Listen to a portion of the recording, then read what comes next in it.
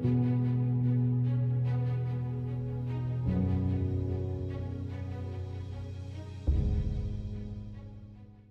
tinaguriang malupit at kakilakilabot na mga mandirigma mula sa Chechnya ay dumanas ng maraming casualty na kung saan ay kinokonsidera ng mga eksperto bilang isang malaking dagok sa digmaan ni Vladimir Putin sa Ukraine, ayon sa report ng Ukrainian Security Service.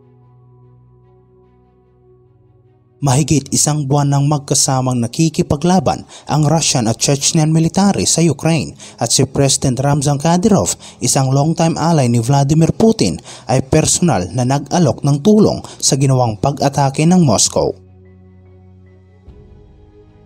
Ngunit sa kabila ng ginawang marahas na pagsalakay ng Russian at Chechen military, lumilitaw na ilang beses na umanong pinahiya ng Ukraine ang mga mananakop at sinabi ng ilang mga eksperto na unti-unti nang nasisira ang malakas at matapang na imahe ng diktador ng Chechen na naging sikat dahil sa pagiging malupit nito sa mga homosexuals.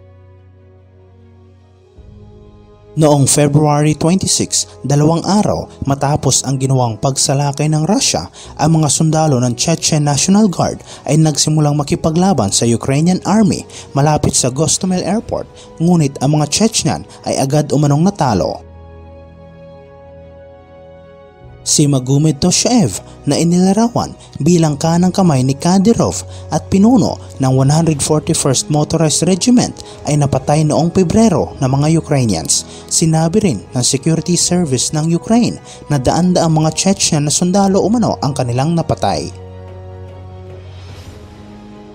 Agad umanong sinubukan ni Kadyrov na itanggi ang kanilang pagkatalo at sinabi niya na si Toshaev ay buhay pa at pinatunayan pa niya ito sa pamamagitan ng pag-post sa social media ng isang video ng kanilang pag-uusap sa telepono. Ngunit kalaunan ay inamin niya na mayroong mga casualty at kinilala ang pagkamatay ng kanyang mga sundalo. Ayon sa kanyang pahayag sa Telegram, sinabi niya na sa kasamaang palad may mga sundalo ng Chechen Republic ang nasawi. Iginiit rin niya na 2 sundalo lamang ang napatay sa kanilang hukbo at 6 ang nasugatan.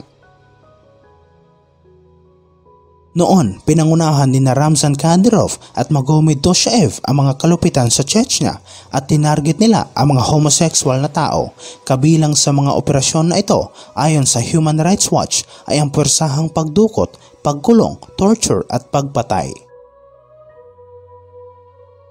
Noong mga nakaraang araw, ang Security Service ng Ukraine ay nag-upload ng isang video sa social media na nagsasabi na ang pangunahing utos sa mga Chechen na sundalo ay ang barilin at patayin ang mga senior Russian official at bawat Russian na sundalo na gustong sumuko sa labanan. Sinabi naman ng mga Ukrainian Security Intelligence Officers ng Chechen Army ay dumanas umano ng maraming pagkatalo at tinawag nila ang mga ito bilang mga TikTok troops dahil sa patuloy na pag-upload ng mga video sa social media.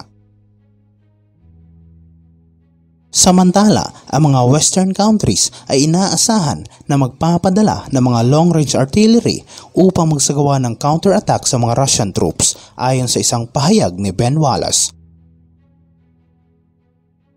Sinabi ng Defense Secretary ng United Kingdom na magpapadala sila ng mas lethal na mga armas sa Kiev upang labanan ang mga sundalo ni Putin.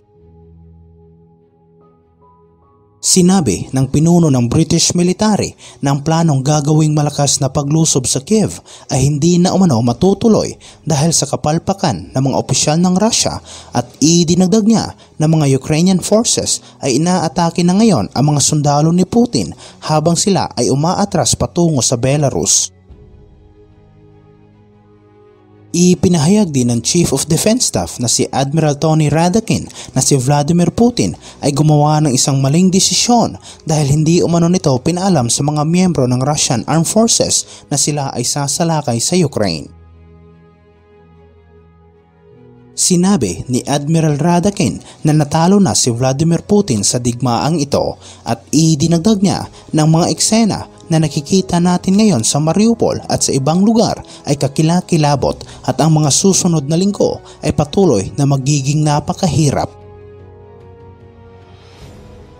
sa pag-aanunsyo ni Ben Wallace na magpapadala ang mga Western countries ng mga armored vehicles, artillery weapons at anti-aircraft guns. Sinabi niya na ang Russia ngayon sa ilalim ni Vladimir Putin ay hindi na masyadong malakas kaysa dati. Sinabi ni Wallace na mga sundalo ni Putin ay pagod na at marami na rin silang mga casualty. Sa pamumuno ni Putin, ang reputasyon ng kanilang dakilang hukbo ay nasira. Nakita na rin nila noon ang estratehiya ng Russia na kung saan dinadamay at inaatake nito ang mga sibilyan. Samantala, ang Ukraine ay nagpadala ng dose-dose ng mga bus sa siyudad ng Mariupol na kung saan ay nakakaranas ngayon ng matinding kalupitan at pagkasira dahil sa mga labanan. Humigit kumulang 170,000 katao ang pinaniniwalaan na na-stranded sa Mariupol nang walang pagkain, tubig o gamot dahil sa patuloy na ginagawang pambobomba ng Russia, at ang nasabing estratehikong Black Sea na port city ay hanggang ngayon hawak pa ng mga Russian na sundalo. Ang advisor ng Ukrainian Interior Ministry na si Vadim Denisenko ay nagbabala ng southern city ng Mariupol at isang koridor sa pagitan ng dalawang eastern towns ng Izium at Volnovakha ay ang pangunahing battlegrounds ngayon sa pagitan ng Ukrainian at Russian forces. Sinabi naman ng International Committee of the Red Cross na ang evacuation sa Mariupol ay nakaplanong gawin sa susunod na mga araw at ang buhay ng libo-libong mga tao roon ay nakasalalay na umano sa kanila.